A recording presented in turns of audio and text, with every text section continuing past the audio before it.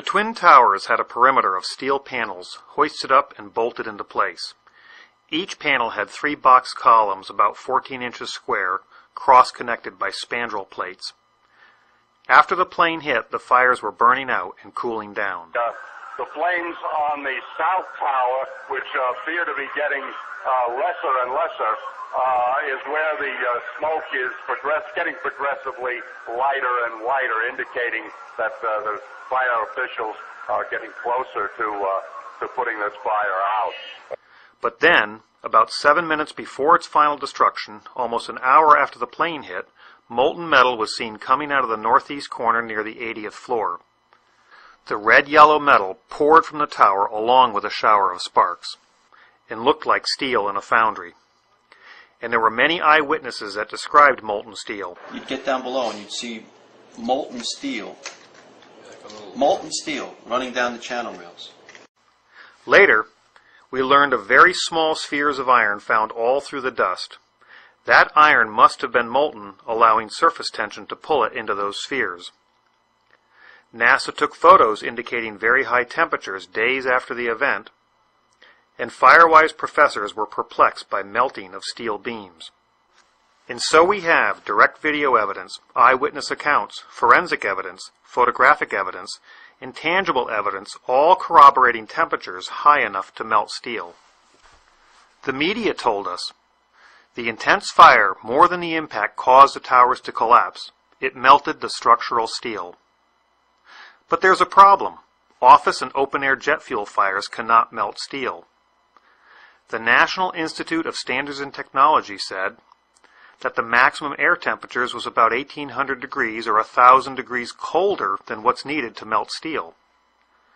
So what can melt steel and explain all the evidence? Independent scientists began to piece that evidence together, and they suggested some type of thermitic material must have been used as part of the tower's demolition. Thermite is a mix of iron oxide and aluminum, and thermate is a mix of thermite, barium nitrate, and sulfur. But NIST ignored much of the evidence of molten iron or steel. They provided their own theory for that yellow metal pouring from the tower. NIST understood that molten aluminum is silver, not red-yellow. So NIST developed a theory to explain the color issue, stating, the molten metal was very likely mixed with large amount of hot, partially burned solid organic materials, such as furniture, carpet, partitions, and computers, which can display an orange glow much like the logs burning in a fireplace. But there's a problem. Office materials like furniture, carpet, partitions, and computers are less dense and won't mix. They'll float on molten aluminum, like this coin on liquid mercury, and then burn off at those temperatures. And steel at those temperatures won't melt and would sink, and therefore won't mix with the molten aluminum. NIST never conducted any experiments to confirm their theory, but others did. Dr. Stephen Jones proved the NIST molten aluminum and furniture mix theory wrong. Then an independent peer-reviewed report was published which found explosive red-gray chips all through the dust and positively identified as nanothermite or superthermite. Unlike conventional thermite, this stuff is a very high-tech explosive and confirmed what the independent scientists had been saying all along. But NIST refused to test for explosives or its residue and ignored standards such as NFPA 921 guidelines. The corporate media attacked all the evidence of thermitic material found. Let's watch. If thermite melts through this steel column, the theory of a thermite-controlled demolition may have some validity. While the truthers insist that more explosive super thermite could have been used in the tower demolitions, testing conventional thermite can illuminate this physical process and answer a simple question. Can thermite of any type burn through steel beams?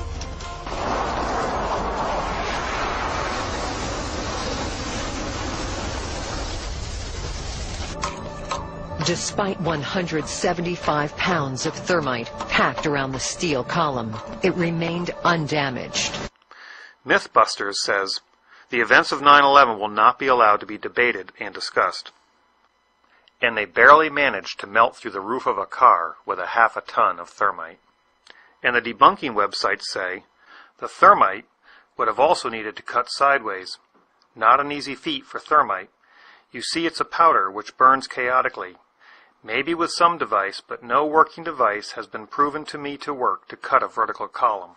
So we are led to believe that thermitic material cannot melt steel, cut steel horizontally or vertically, and would take massive amounts to do any real damage. So who's right in this great thermite debate? NIST and the media? Or the independent researchers and scientists who stand nothing to gain? It's time we conduct our own experiments to answer these questions. Can thermitic material melt steel? Can it cut horizontally or vertically? And does it take massive quantities to do any real damage? Many wide-flanged beams were also used in the construction of the towers, connected in a variety of ways. Could thermite cut or weaken such a connection? Using the same beam from my eutectic steel video and another 12-inch beam, I proceeded to make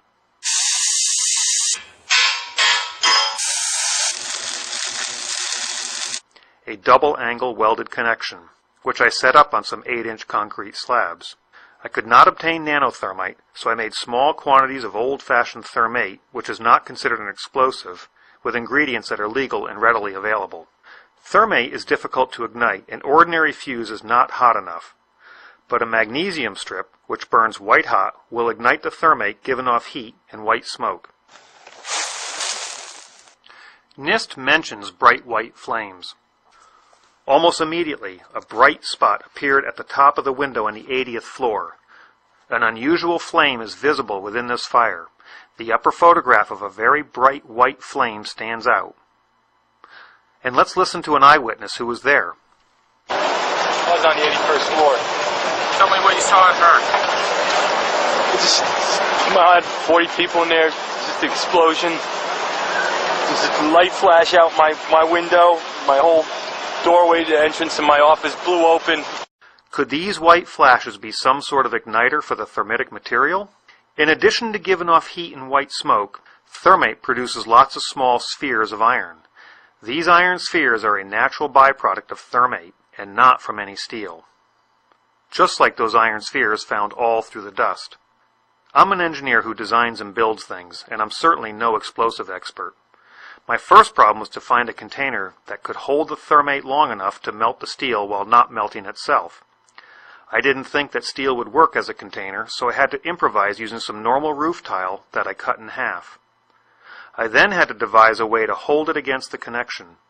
I used strong magnets and a spring tooth from a hay rake to press 5 pounds of thermite on each side of the double-angle connection. I lit the thermate. And it did absolutely nothing to the steel connection. Maybe thermate cannot melt steel, and maybe National Geographic was right. But the steel did not melt, meaning that perhaps a container could be made out of steel after all. Using an ordinary steel box tube, I had a slot milled along one edge. Welding the bottom and using clamps on the top to hold the powdered thermate in, I bolted it to a steel beam vertically. I called this device my thermitic box cutter. With only 1.5 pounds of thermate, or less than 1/100th of what the National Geographic experts used for their experiment.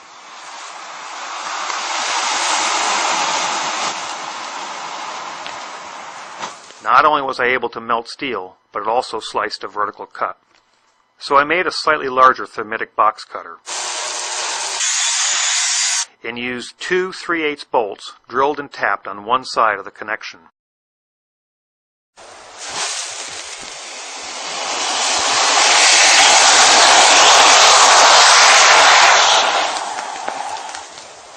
It only took a slight twist to break it completely off. I noticed as the thermate burned, it tended to lose its cutting power, perhaps because it could expand into the area where the box cutter previously burned. So I built a piston-driven box cutter using a compressed car hatch piston. I added sheets of tungsten to minimize the burnout and allow the piston to slide better. I then bolted my contraption to the flange of the column and ignited the white-hot magnesium.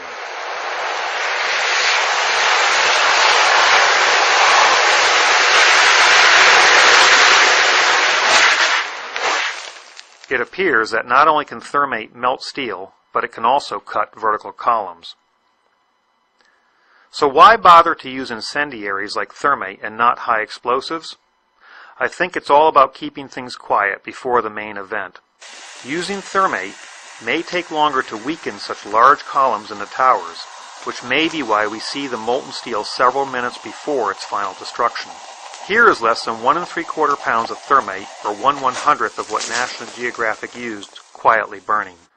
And here is less than 4 pounds of thermite focused on the web of a wide flange.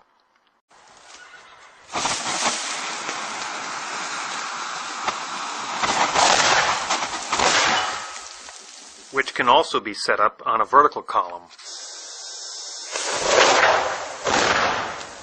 The web was reduced in thickness with gaping holes, thinned to almost razor sharpness, with a Swiss cheese appearance. NIST rarely mentioned explosions except to say that they didn't exist. Instead, they used the politically correct terms pressure pulses and dust puffs. Repeated pressure pulses. The sources for the pressure pulses and/or dust puffs are unknown. A series of pressure pulses. Perhaps we are seeing a pressure pulse in this video. Rather than using a mechanical piston to maintain volume, I segmented my box cutter with steel plates, hoping to get a more uniform burn, but got some unexpected results. Can thermite make pressure pulses and/or dust puffs? I guess it can. But why waste all that thermite and energy cutting the columns? Why not attack the weakest areas instead? Can thermite cut bolts? I guess it can. But what if just the head of the bolt is exposed rather than the nut and the threads? Can thermite be configured to cut just the bolt head? I guess it can. And without any evidence on the other side. I don't think that something like my piston-driven box cutter was bolted to the office walls, or trash bags full of thermite used. It's more likely that any pre-weakening thermitic material were hidden inside the perimeter box columns. I had a replica of a segment of the WTC box columns made up. And like the Trade Center iron workers, I bolted the segments together. And made 2 sets of my 2 bolt blasters, placing them in the access hole. Let's listen to another eyewitness. Like, it sounded like gunfire, you know, bang, bang, bang, bang, bang, and then all of a sudden, 3 big explosions. Is it even possible that thermite could do this? I guess it is. I made a 4-sided box cutter split in 2 pieces so they could be inserted inside the column. I held it up on the burnt-out bolt blasters and thought I could hold it down with magnets. Let's see what happens.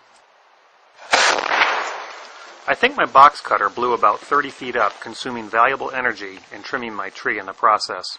Nevertheless, the inside of the column was cut about 3/4 of the way through. Were thermitic devices or maybe explosive nanothermite sprayed inside those box columns? I'm not sure. And I'm not sure why this handhold is so large. Or why the side of this box column looks like it's blown outward. Or why 3 columns have a more intense glow, followed by 6 columns that don't, followed by another 3 that do. But I have an idea. But I do know that it's impossible for jet fuel or an office fire to melt steel or iron, which means the official story is wrong. Yet despite all the overwhelming evidence of explosions in molten steel, some people will still believe that this is aluminum and believe Building 7 fell naturally from an office fire. But those people will believe anything. Meanwhile, the government lies while the media hides the truth about 9/11. Can thermite of any type burn through steel beams?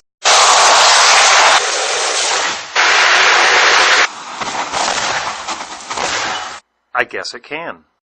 Isn't it time we use physical science rather than political science to investigate 9/11?